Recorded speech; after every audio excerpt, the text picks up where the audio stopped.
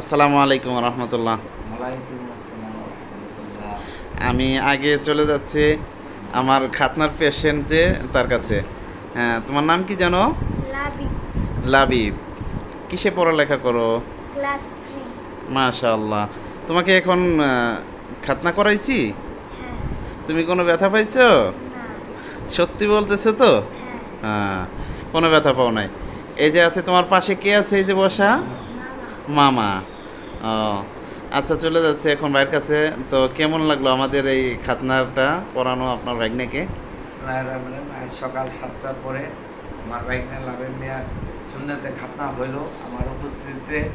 এত সুন্দরভাবে এই হুজুর মহারাজ দুজনে কাজ করলেন, আর সত্যি আমার অবাক লাগলো। আমার বয়স প্রায় 55 উপরে, হ্যাঁ, না, 55 আমার প্লাস। দেখে নেয় যে এত সুন্দরভাবে, এত ব্যথামুক্তভাবে যে সুন্নতে খাতনা হয়, এটাই আমার জীবনে আমি প্রথম দেখলাম। যাক, মাশাআল্লাহ মাশাআল্লাহ।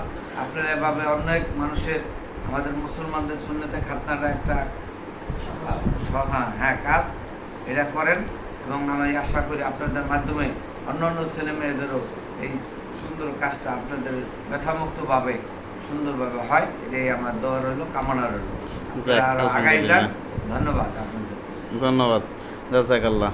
ঠিক আছে, তাহলে তুমি সবাইকে একটু সালাম দাও তো লাবিব। আসসালামু আলাইকুম ওয়া রাহমাতুল্লাহ।